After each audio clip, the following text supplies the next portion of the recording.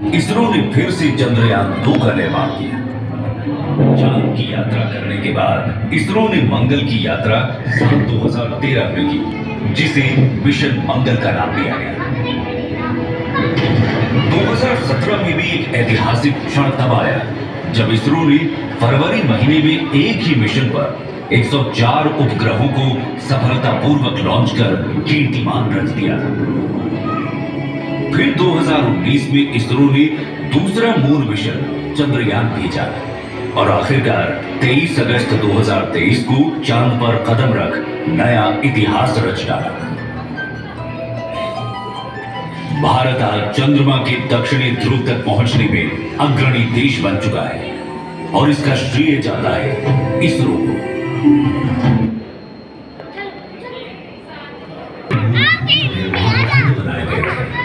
बैठ जाओ बेटा, आगे बैठ जाओ। आप लोग आगे आ जाइए। इस विशाल ब्रह्मांड में अपने लिए एक बहुत ही अनोखी स्थिति हासिल करने के लिए विकसित हुआ है। इसकी विशिष्टता इसी तथ्य में है कि जहां तक हम जानते हैं ये एकमात्र ऐसा ग्रह है जिसमें जीवन शामिल है। ये अपने सबसे दुर्गम इलाकों में भी जीवन का पोषण करता है। एक प्रजाति के लिए जो रहने लायक नहीं हो सकता, वो दूसरे के रहने और पनपने के लिए आदर्श घर और निवास स्थान है। इस पृथ्वी पर जीवन की कई सारी प्रजातियां हैं, जिसमें कि हम सभी का नाम भी नहीं ले पाएंगे। सभी प्रजातियां एक दूसरे के साथ अंतरंग संबंध में रहती हैं और पनपती रहती हैं। हर एक अपने अस्तित्व और प्रसार के लिए दूसरे पर निर्भर रहती है। अरबों वर्षों में हमारी पृथ्वी विस्तार करते रहने वाले ब्रह्मांड में लड़खड़ाते हुए उस पर संपूर्ण जीवन के लिए एक जीवंत अंतरिक्ष यान बन गई है। इस अंतरिक्ष यान के 2/3 हिस्से पानी में ढके हुए थे और इसी ने इस ग्रह को उसका नीला रंग दिया। यहाँ पर जीवन के प्रथम रूप दिखाई दिए।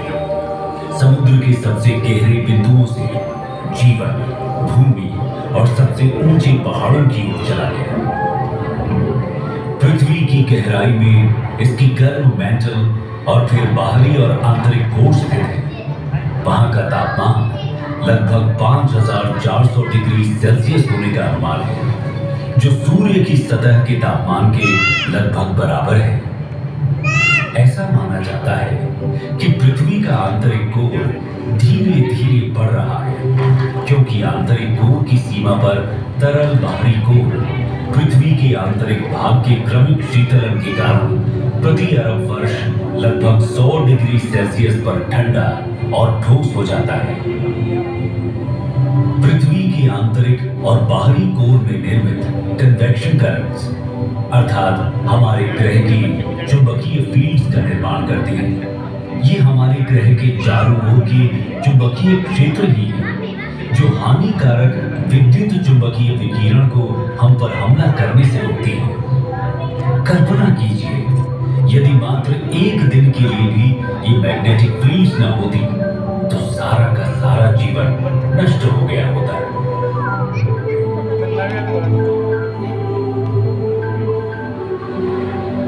महासागरीय धाराएं समुद्री जल की निरंतर निर्देशित गति है, जो उस पर कार्य करने वाली कई शक्तियों द्वारा उत्पन्न होती है, जिसमें हवा, तापमान, टूटती लहर, गहराई की रूपरेखा और तटरेखाएं, साथ ही अन्य धाराओं की दिशा और ताकत के साथ इसका इंटरैक्शन शामिल है। ये समुद्री धाराएं ही जो वैश्विक कन्वेयर बेल्ट बनाती हैं और उन क्षेत्रों के तापमान को प्रभावित करती हैं जहां से वे यात्रा करती हैं। धरती मां ने अपने ऊपर जीवन को पनपने देने के लिए अरबों वर्षों में स्वयं को विकसित किया है। उसने ये सुनिश्चित करने के लिए तत्वों के साथ बेहतरीन संतुलन बनाया है कि इसकी कई प्रजातियों के बच्चों का अस्तित्व हमेशा बना रहे। परंतु जैसे जैसे हम मनुष्य बड़े होते रहे, हम और भी अधिक शक्तिशाली होते गए। जब तक कि हम अपने ग्रह के प्रति अधिक सचेत नहीं होंगे, तो जो ज्ञान हमने प्राप्त किया है वो अंततः हमें नष्ट भी कर सकता है। हम मनुष्यों को शक्तिशाली होने के बावजूद अपनी बढ़ती आबादी को संसाधन उपलब्ध कराने के लिए पृथ्वी का शोषण करने के लिए अधिक मजबूर होना पड़ेगा और अपने मूर्खतापूर्ण उपभोग के कारण कई प्रजातियों को बर्बाद कर चुके हैं। पृथ्वी ने हमें पहले से ही चेतावनियां देना शुरू कर दिया है। प्रमुख जलवायु परिवर्तन, ध्रुवीय टोपी का पिघलना, जो कि हमारे मीठे या ताजे पानी का सबसे बड़ा भंडार है, न केवल उसके भंडार को बर्बाद करता है बल्कि पृथ्वी की ऊपरी तह को भी विकृत करता है, जिसके फिर दूरगामी परिणाम होते हैं। हम अपनी भूमि के उपजाऊपन को कम कर रहे हैं और इसकी हमें उपज देने की क्षमता चिंताजनक दर से कम हो भी रही है। बढ़ती जनसंख्या के साथ आने वाले भविष्य में भोजन की कमी होना स्वाभाविक है, जिससे दंगे, युद्ध और अंततः संपूर्ण विनाश होगा। अभी भी समय है, जाग जाए। ये हमारा एकमात्र घर है। धरती माँ ने हमें जीवित रहने के लिए बहुत कुछ दिया है। इस दुनिया में सभी के लिए पर्याप्त है, लेकिन एक आदमी के लालच के लिए कभी भी पर्याप्त नहीं होगा। आइए आज हम सब ये प्रतिज्ञा कर सुनिश्चित करें कि हम इस ग्रह को और भी अधिक सजीव बनाएंगे।